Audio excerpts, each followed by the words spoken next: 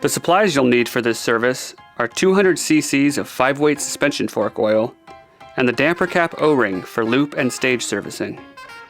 To complete your damper service, you'll need a 1.5mm hex wrench, 3mm hex wrench, Phillips screwdriver, cassette tool, and MRP's bleed cup and valve tool. With the lowers removed, carefully clamp the fork by the stanchions or steerer tube in your repair stand. Begin the process by removing the compression knob.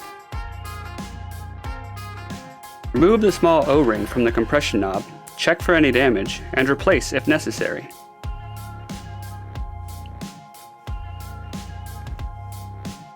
Remove the 2 detent balls and spring from the indexer. Set them in a safe place so not to lose them. Use a 1.5mm hex wrench to loosen the set screw on both sides of the indexer until they are flush with the OD of the cap. Then lift the indexer off the cap assembly and set aside. Pull the damper rod to full extension, then unthread the damper cap from the top of the crown.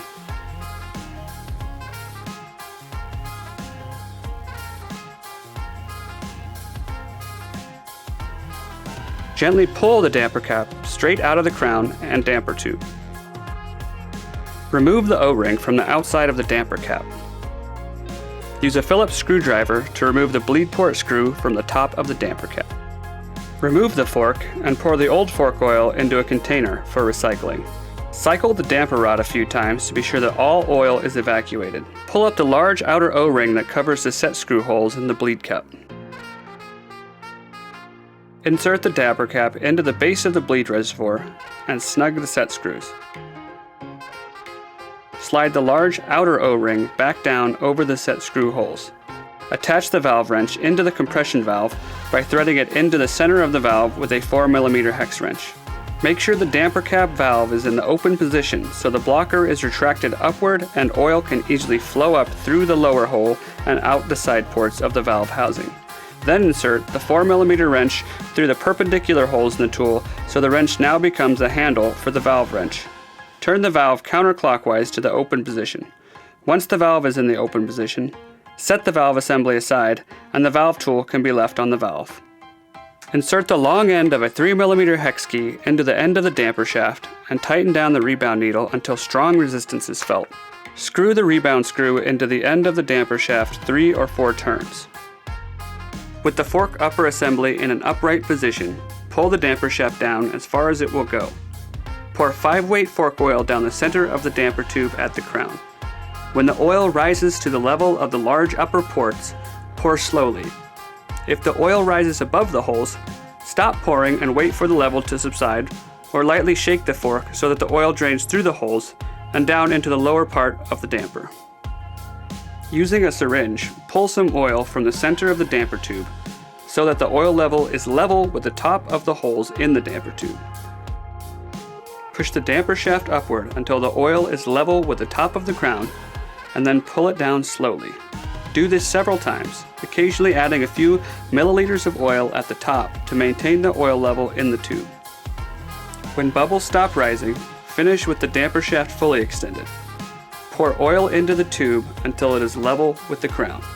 Insert the cap and bleed reservoir assembly into the top of the damper and tighten it down until there is a seal between the bleed reservoir and the fork crown. Fill the bleed reservoir half full.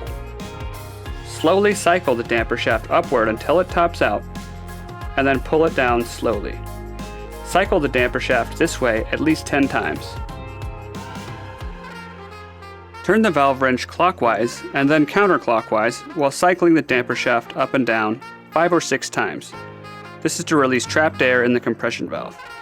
Siphon off any foamy or bubble-filled oil and then refill. Repeat the process to make sure all air is out of the compression valve. Cycle the damper shaft once or twice more just to be sure that all air is out of the damper system, then stop with the shaft fully extended. Siphon off most of the oil in the bleed reservoir with a syringe or suction bulb. Once all air is out of the system, remove the valve wrench and set it aside.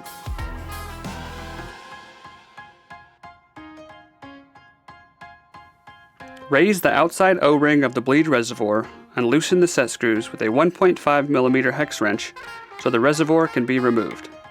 Gently remove the bleed reservoir, allowing the extra oil to spill out. Do not tip the fork as you want to prevent air from entering the damper through the bleed hole. Now install the damper cap O-ring in the O-ring seat. Install the bleed port screw. Then tighten down the damper cap with the proper wrench until the cap is nice and snug. Clean all residual oil from the damper cap and crown. Install the compression knob on the damper cap assembly so that the lever side is at the 3 o'clock position. Then take the compression knob screw and lightly tighten the compression knob into place. Turn the compression knob clockwise, closing the compression valve until you feel the valve stop in the closed position. Now that the valve is closed, remove the compression knob screw and compression knob and set them aside. Place the indexer on the damper cap assembly so that the raised portion is facing the outside of the crown. Then place the ear of the indexer slightly past 3 o'clock. With the indexer in the correct position, hold the indexer firmly with your thumb and tighten down the 2 set screws. With the indexer properly set, reinstall the small springs and detent balls into the holes on top of the indexer. Make sure not to drop or lose the detent balls. Then take the compression knob and gently set it onto the cap assembly with the lever at the 6 o'clock position. Now that the cap is in place, reinstall the small O-ring in the compression cap and install the small compression knob screw. Open and close the compression knob to be sure that the knob and valve function properly. Reinstall the lowers, install the fork to your bike, hit the trails, and shred.